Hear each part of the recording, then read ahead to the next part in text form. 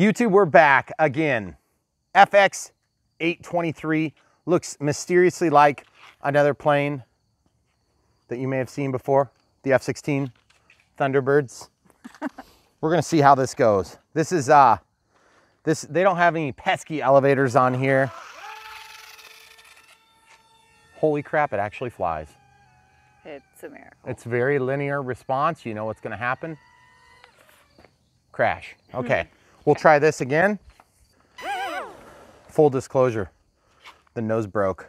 Look, we're gonna try to fly again. Okay, so basically when you get these planes with no elevator, you have to basically adjust things as you see fit to try to get them to fly with some semblance of what you want. I need a little bit more up.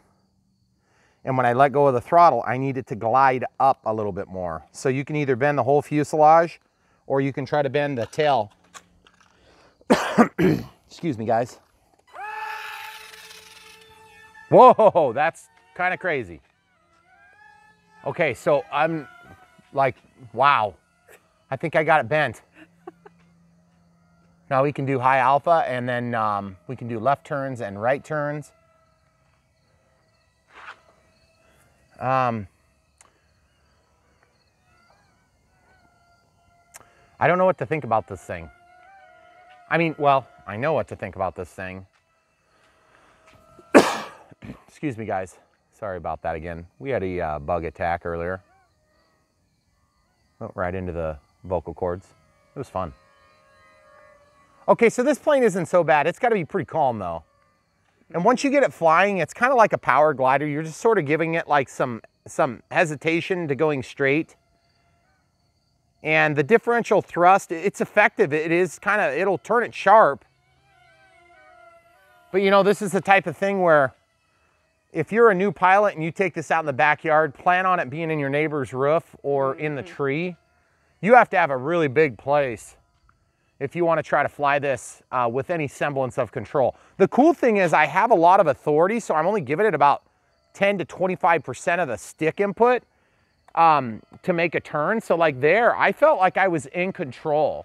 Now, does it look like an F-16? Not really, but I did kind of tweak those tail feathers a lot. How are you doing on focus, hon? It's okay. I mean, it's just small. Well.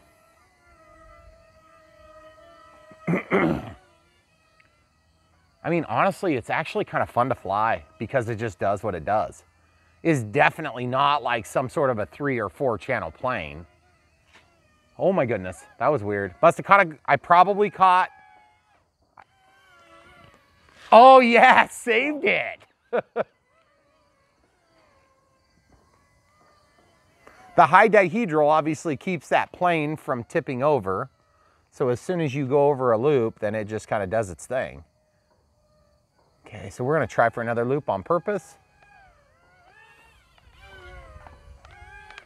Crash. Oh, nose is gone. So just to be clear, guys, this plane does come with glue. It does. Well, mine did. Oh. That doesn't mean that it's supposed to. Generally, when they come from China and they come with glue, it's because they forgot to take it out. Will you hold this, please, camera crew? Yes. So I think we probably need to fix this for the people at home, just so they can see how easy it is to fix. So you've seen what it does. It'll pretty much do that for another 10 minutes probably. And it's starting to rain. So what we're gonna do is we're gonna go ahead and close this out by repairing it for you. Okay, so we're gonna use a toothpick or no toothpick, and then the glue that came with the airplane. If you can't find this glue, I use a glue product called mucilage or another product called foam to foam. And foam to foam is available from Horizon. Mucilage is from Hobby King. Mucilage is probably a little bit better. It's cheap, but the thing is they're not in stock all the time, and so it's really frustrating. So foam to foam. You could also use CA, but CA is going to make a brittle connection. So what I'll show you, this is a really easy way to fix this sort of thing. Do it dry first. So you're gonna find 2 spots, maybe 2 like this or 2 like this. I'll probably do like 1 here, and you wanna get them really perpendicular to the length of the brake. Push it in, maybe halfway or so. Okay, And then I'm going to use the second one to make my second point. Now these need to be perfectly perpendicular if you want it to work properly.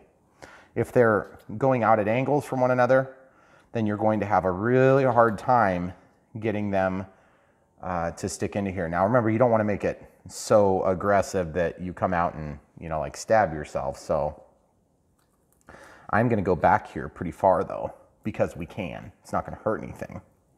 Okay. So you notice I'm doing this dry still, meaning I haven't actually put any glue at all whatsoever on it. And you can see all I need to do is just line this up and just kind of see if I can get that right there and just push it in. You wouldn't actually have to use glue, but glue is going to make it obviously hold much better. And the glue is just going to hold everything together. And then you'll actually have a more robust nose than you did from the factory. But you will be a little bit stiffer. So if it breaks, then it's gonna have to break those now, okay? So the next step is to just pull them out. Remember, they were dry. So you can do this one at a time, or you can do it two at a time, depending on how skilled you are.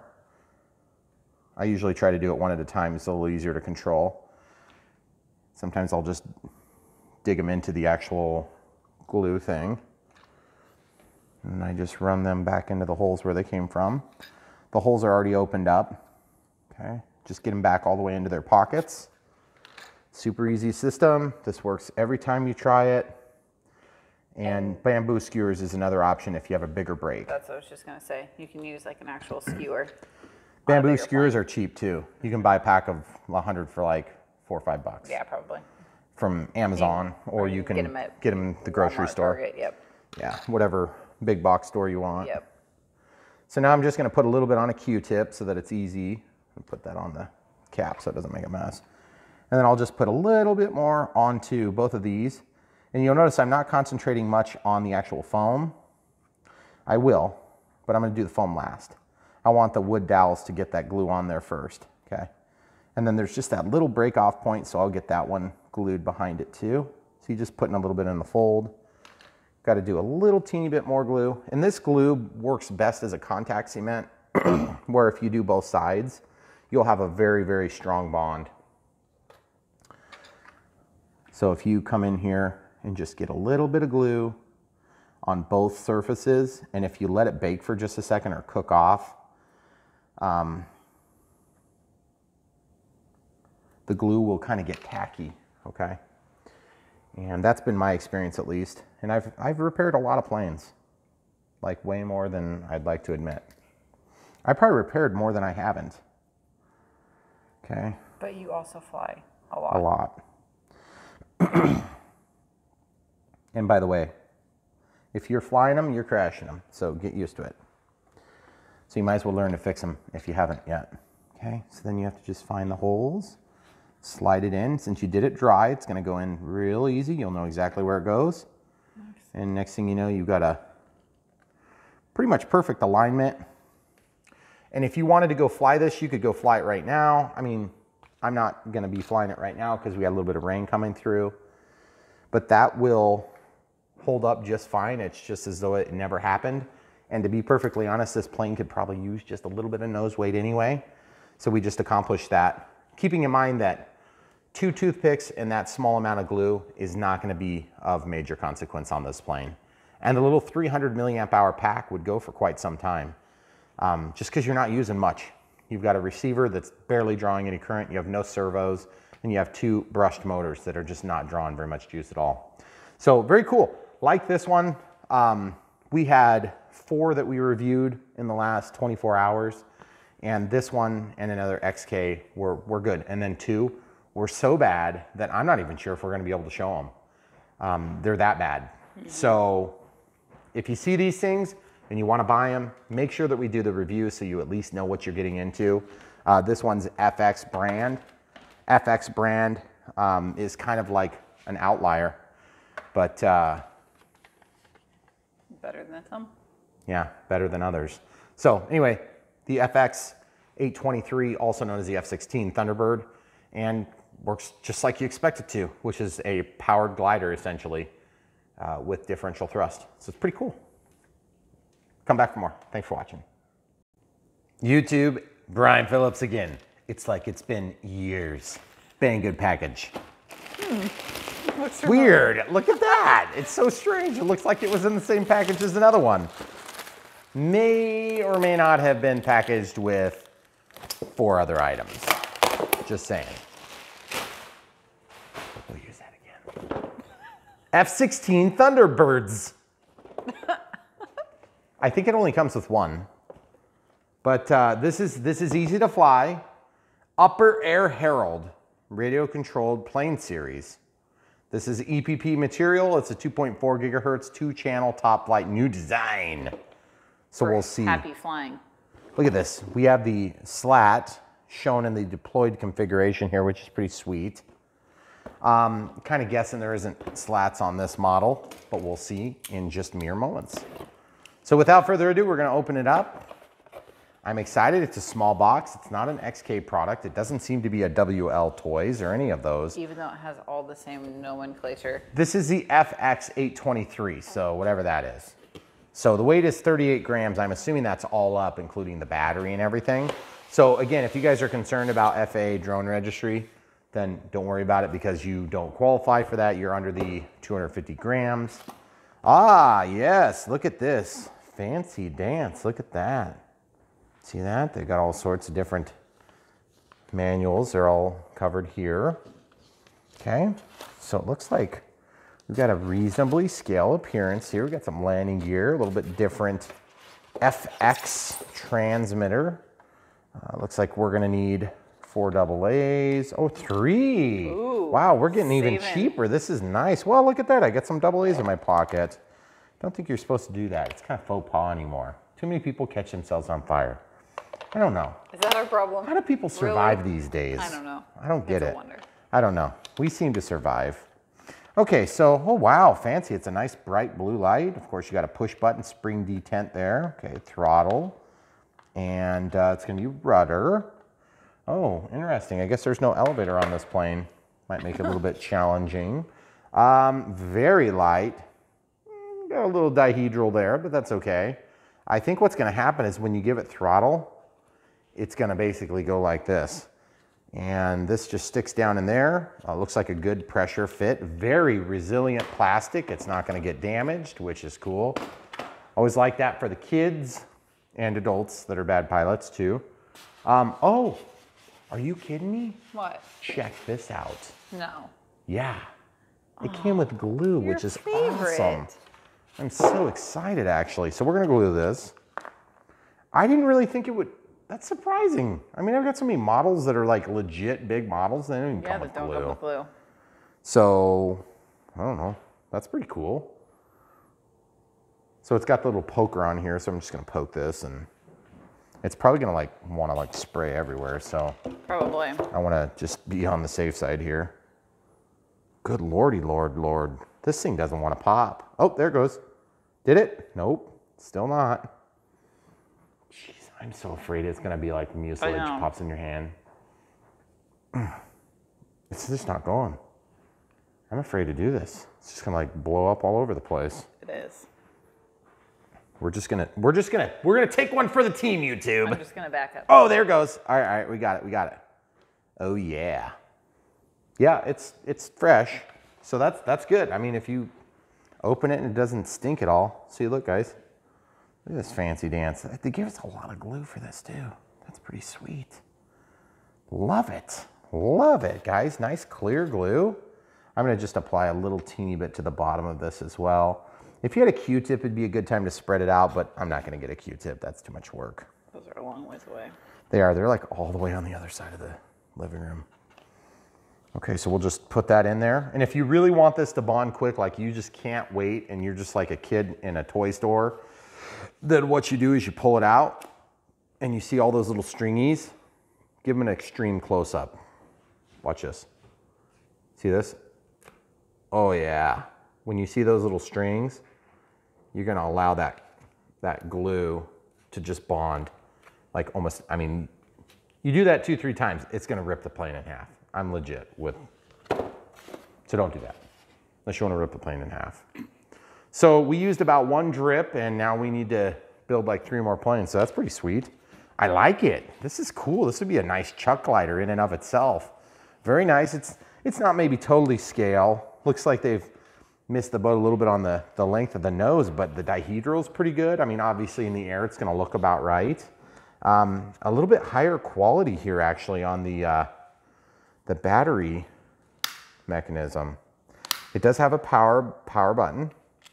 Comes with one battery so far. Looks like probably a 300 milliamp, 3.7 volt lithium polymer with a lipo, with a low C end. And this end is just not wanting to come out for me, so I'm using the battery to fish that out. There we go. Okay, so as you can see, there's a little power button. You're gonna have to flip that. Good size props. Looks like they're running the props backward on here. You see that? See how they point this way?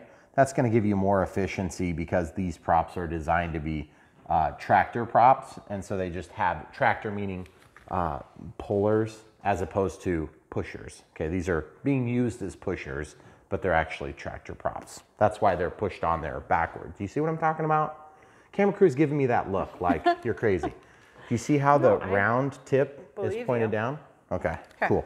I just didn't know if maybe the people at home were gonna be confused. I just don't know why you would use a different prop to do a different because thing. They have like 10,000 of these in a box over in the Chinese warehouse, and they're like, hey, we need to use these things. That's okay. So let's use them today. Okay, so it did come with some extra spare props. They're sturdy. It says L, whoops, sorry, and R. It says R4, and this one says L, but it almost looks like an R. Do you see that in the molding? It looks like an E. And then a 4. So evidently they are labeled, and so when you go to pull this off, the interesting thing is, even though they are definitively pointed on the front, they're definitely not like a single-use prop. They're definitely pusher props. Whatever, more power to you. And it looks like it came with landing gear. Landing gear real simple on this plane. Probably gonna make it look ugly, but they will work. A little bit farther back than you would expect to see on an F-16, but I can tolerate that for the application. I do like that they're very light, and I like that they're almost invisible. I almost like to see clear wheels in an application like this because they clearly don't look scale. They almost disappear. So I can tolerate that. That's pretty cool. I prefer wheels up, wheels down, guys. I don't know about you, but that's just my preference. We get a charger like this. Looks like it's been pre-tangled for us. I'm going to attempt to untangle this. Obviously, you're going to have a USB plug, which is nice for the Chinese or whatever nationality is building these. Obviously, it's going to be Chinese in this case. They don't want to have a different power plug for Europe and a different power plug for South Africa and a different power plug for Brazil and a different power plug for all these different countries. So they put a USB. And so obviously the USB, you're gonna plug this in and charge this way. I have another one charging right now, so we'll just kind of go through this spiel real quick. This happens to be from an Asus tablet, nothing special. It puts out, you can look on the back of most of these chargers and it's gonna tell you 5.2 volts at 1.35 amps. That's reasonable. You don't wanna put this on like a 7 amp charger, that's gonna be like 27 volts, some crazy thing. You're gonna generally be 5 volts because it's USB is a standard. But there are some pretty fast chargers these days. Okay, so you can plug it in. I'm gonna plug it in first to the wall so you can see how it responds. So you plug it in, and I don't really see a light, so we'll try it like this. I don't see a light. Okay, so now I'm gonna plug in the battery and we'll see if a light comes on. There's almost always a conditional change. Okay, so a light comes on. It's very easy to see. It's very easy to tell it's on. Okay, so we'll let that cook. And then if you guys are looking for a little bit more robust charger and you get 4 or 5 of these little planes and you're just having a good old time, I'm expecting probably like a 10-minute flight time, something like that. This is another option that would give you the ability to charge 4 at a time. Very simple. You can use AC or DC to charge with that, which is pretty cool. So in my case, while this one's going, I'll go ahead and plug this in. We'll show you how that works real quick. You can obviously buy these from the links below. I think I have like smart technology and accessories. It's in the links. So you just kind of dial in what size it is. This is a 300 milliamp hour. This one here is a 300 milliamp hour. So 300 milliamp hour, it's a Molex connector. I call them a LOCI because LOCI uses that. You click and then you just scroll in what you want. So in this case, that's in amps, so 30.30. Okay, then you press and hold and it starts. So it says it's full. Okay, cool. So we'll plug this one in. Okay, we're just gonna scroll that up to about 0.3 and start it up. Cool thing about this charger is that it's also gonna give you the UMX lineup for the Spectrum, and then it's gonna have the PH 2.0, and then it's gonna have the JST, and it's gonna have the Molex. So this one's also full. Look at that, fancy dance. Okay, cool. Well, we'll just let that beep away and enjoy itself. Do you want to plug in that one, or are you gonna leave it on the? We'll just do the faster charger, just so that we can say we did. And we'll use this first port, since it's already set up. We'll plug it in. Press and hold. Okay, so it's at 3.93 volts DC, which is good. And this one's also full. It's also 300 milliamp hours. But since we're not gonna fly, I'll just use the one from the 787 so that we can test things and get everything set up on the radio system.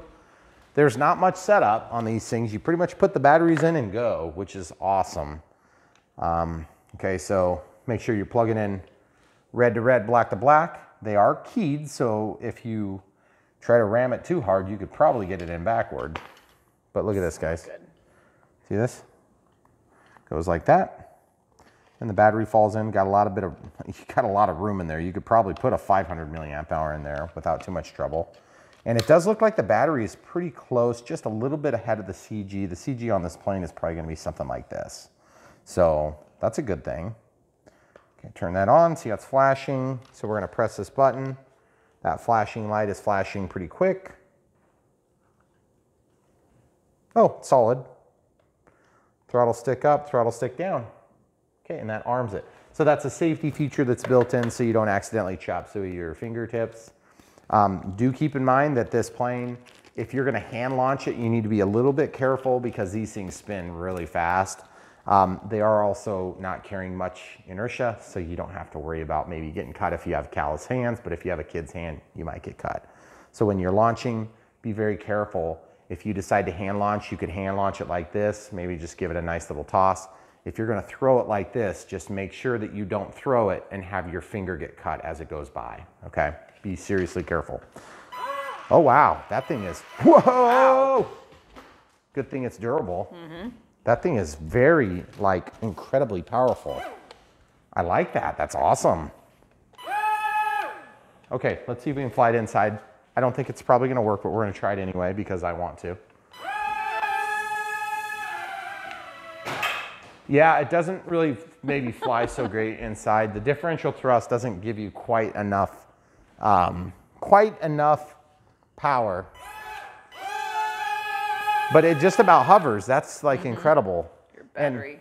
And, oh, my battery door popped. Open.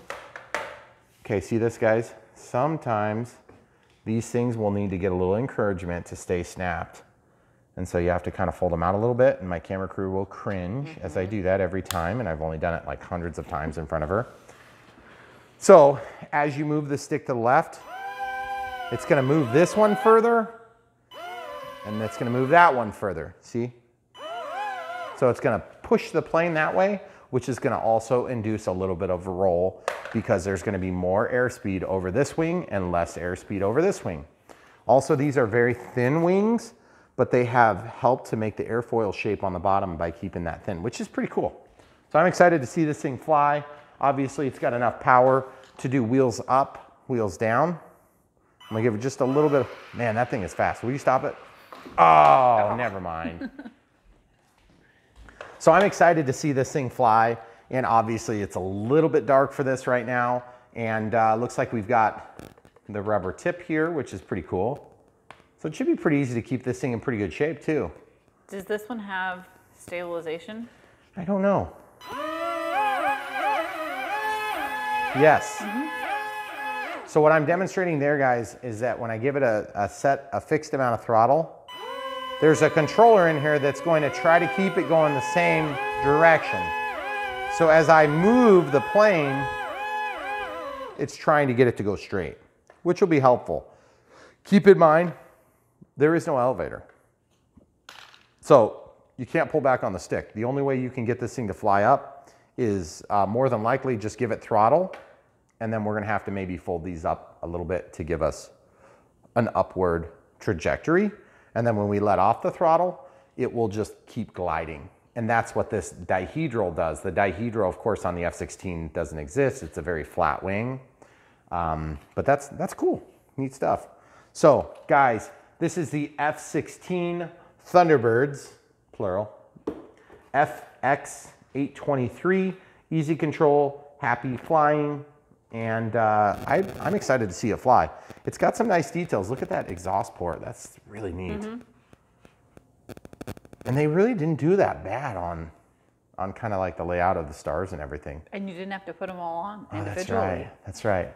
I've built too many F-16s where I have to put every one of those exact stars on. It's really annoying.